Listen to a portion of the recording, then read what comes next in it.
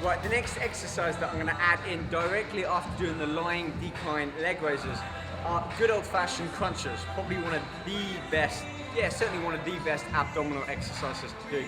But I'm going to add a twist in.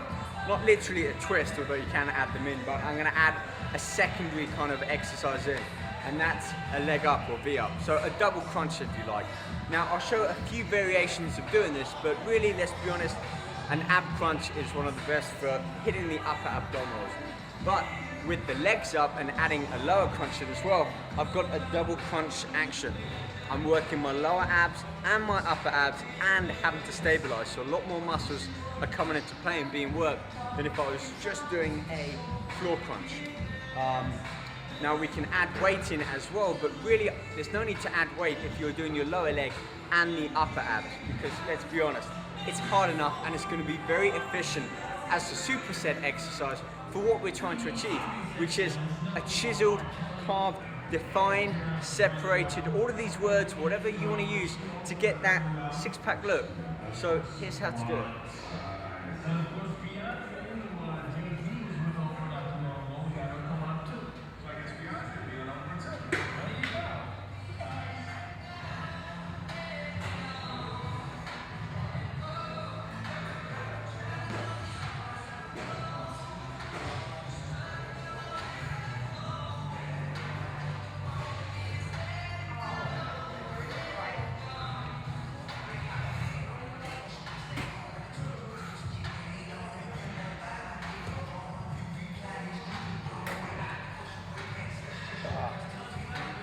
Still one of the best exercises. Now, there's a few variations that you can add in. I'm going to show you some of these. One is to add a twist in, which is great. Bring one leg off and bring the elbow towards that knee.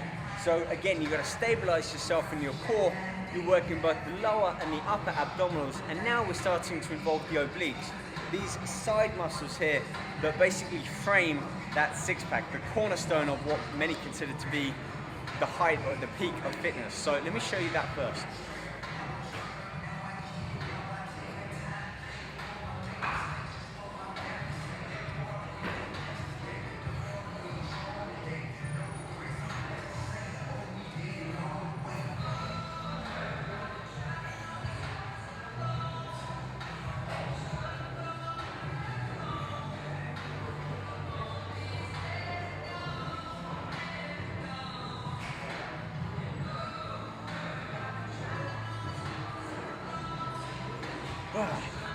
That's quite a bit harder. It takes a lot more effort and control to keep that consistent repetitions, the movement and the tempo going whilst staying in control without falling over and shaking. So my abs are really starting to shake and fibrillate towards the end of just a few repetitions there. That's a great advanced technique to maybe add in at the end of 15, 20 repetitions when you feel like you've only got a few more reps left inside of you. So turn up the heat even more towards the end of your reps. Let me show you another variation of that. Now I'm going to keep my feet down on this one and add a small weight in. So I'm adding further resistance to my upper abdomen.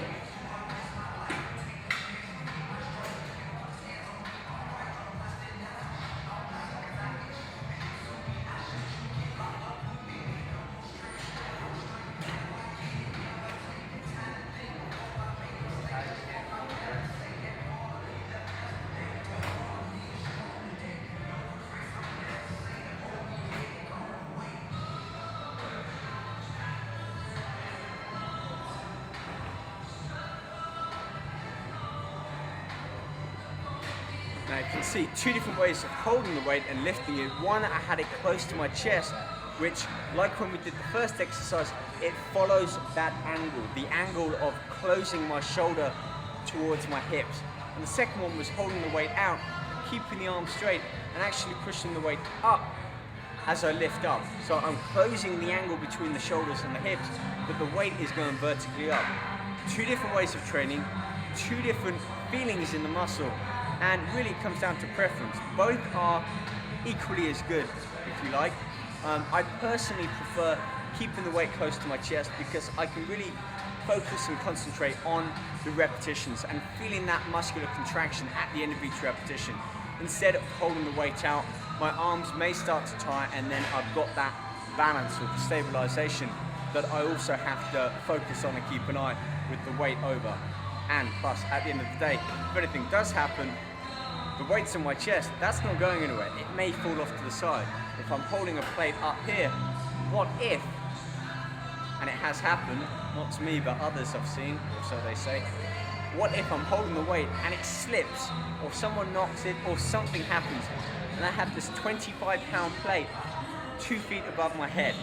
No. So maybe you want to start off holding the plate on your chest and perhaps advance for the last few repetitions, like I said, keeping that plate out and just pumping it for a few more reps.